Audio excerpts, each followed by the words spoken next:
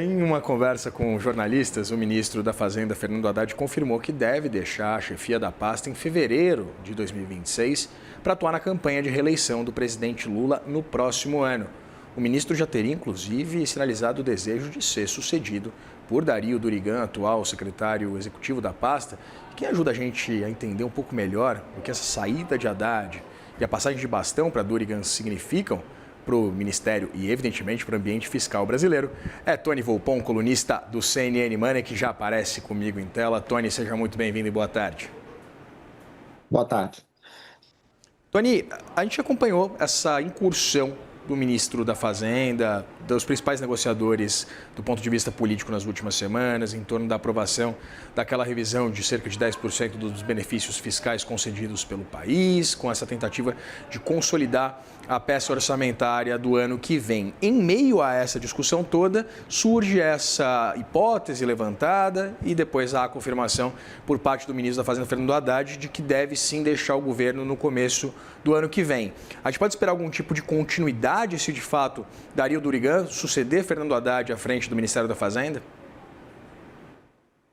Eu não vejo nenhuma grande mudança, né, da estratégia que tem seguido pelo Haddad durante esses anos, que, como a gente sabe, tem sido uma tentativa de aumentar gastos, né, mas sempre tentando manter algum equilíbrio em termos da posição primária, aumentando a tributação, né, como essas recentes medidas de BETs, fintech, etc., representa mais um aumento da carga tributária, que vai bem nessa filosofia, né, de gastar e taxar.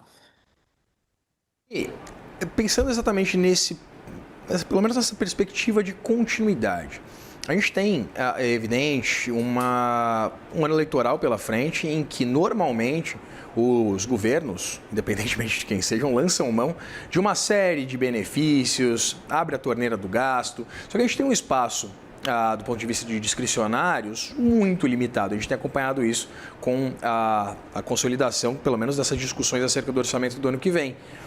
O que a gente pode esperar, então, se de fato, em se confirmando o Dario Durigan à frente do Ministério da Fazenda, qual deve ser essa composição? Ele assumiria um papel, já que não é político, assumiria um papel de apresentar uma resistência maior, na sua visão, ou não? É difícil dizer, né? Porque ele é um cara mais técnico, né? É um cara mais de bastidor, né? Trabalhou com a Haddad em outras oportunidades, obviamente tem a confiança do ministro, né? O Haddad montou uma equipe muito dele, né? Não trouxe muita gente de fora da órbita pessoal. Então, acho que, enfim, me parece que o Durigan acredita, né, e apoia essa gestão que foi feita pelo ministro.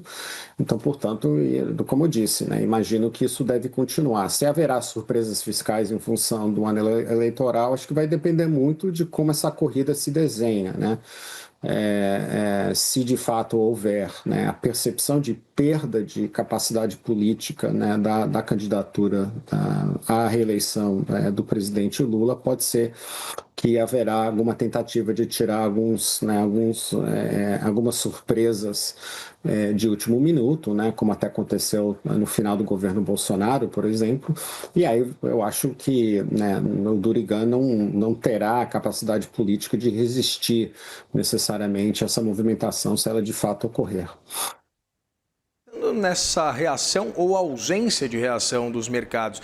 Normalmente, quando a gente fala de troca, de substituição de ministro, seja uma interpretação positiva ou negativa, normalmente há uma interpretação por parte do mercado. A gente não percebe esse burburinho e agora a confirmação de Haddad, que Haddad deixará a Fazenda contaminando os mercados, né?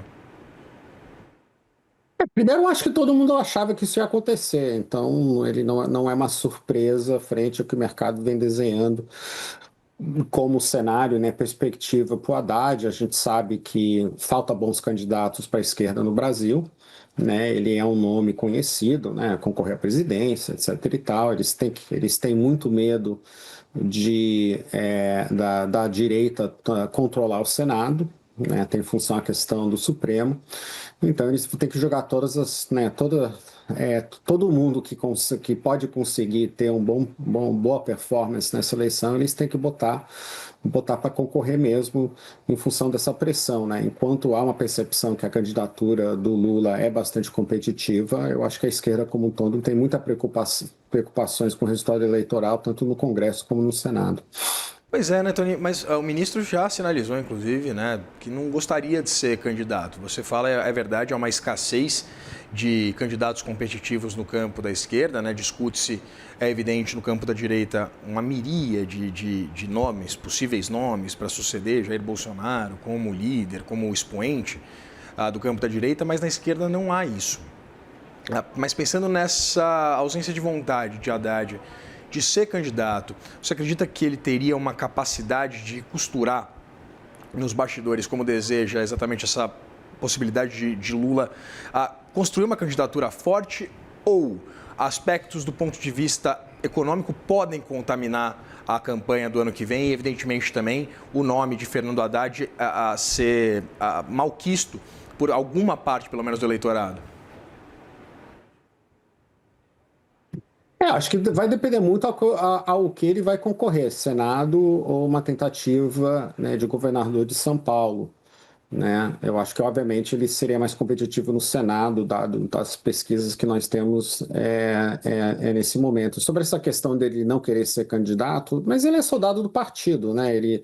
Uma coisa que eu acho que marcou muito a gestão dele é que ele sempre levava todas as decisões para o Lula, e o Lula decidia, né? Ele não teve muita agência própria na gestão da Fazenda, né? Ele realmente, né, obedecia às decisões do presidente. Então, que é uma coisa típica também de partidos de esquerda, né? Que sempre tem um grande líder, né? Que meio que manda em tudo. E o Haddad tem sido um bom soldado, leal, Lula, enfim. Então, se o Lula pedir para ele concorrer ao Senado, eu acho que ele vai. Se é governador de São Paulo, onde ele muito provavelmente vai perder, ele vai, né? Eu acho que é isso que vai pautar o que será essa tentativa de se eleger algum tipo de cargo na eleição do ano que vem.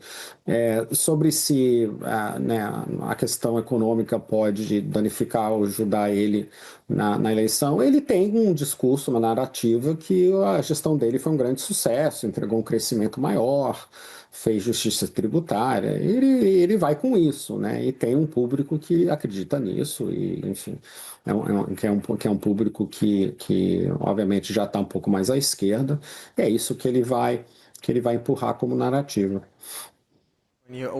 A função, o trabalho do Ministério, do ministro da Fazenda, ele é essencialmente ingrato, porque muitas vezes toma-se decisões que são impopulares.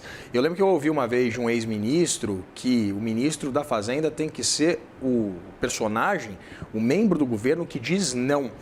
Essa sua leitura acerca exatamente dessa vocação de Haddad voluntariosa em relação aos desejos do presidente Lula, classificam ele como um ministro diferente do que a gente está acostumado a acompanhar? Eu não tenho informação de bastidores, né? Mas eu não acho que na gestão do Haddad ele disse não muitas vezes, né? Basta lembrar o que aconteceu no ano passado, né, que até gerou uma grande volatilidade no mercado, né? Tinha várias propostas, algumas muito boas, para você começar a endereçar a questão do crescimento do gasto obrigatório explosivo, que a gente ainda que a gente estava enfrentando e ainda estamos enfrentando, ainda é o grande pauta da questão fiscal que tem que ser, de alguma maneira, endereçada. O presidente basicamente disse não a quase todas elas, acabou passando somente a questão da limitação do repasse ao salário mínimo e jogaram, né, em cima uma medida populista, né, que foi essa questão do imposto de renda, né, que até não sou tanto contra essa medida, só acho que não era o momento de anunciá-la. E o Haddad aceitou tudo e, né, fez lá o vídeo dele, né, anunciando tudo, como determinado pelo Lula. Então, não vejo ele, né, ser ministro da Fazenda talvez seja o pior emprego do mundo, né? Tem até um livro que defende essa tese, mas eu acho que o Haddad foi, como sempre, né, um bom membro, um bom leal membro da facção lulista dentro da esquerda, sempre seguindo as ordens e direcionamentos do seu líder.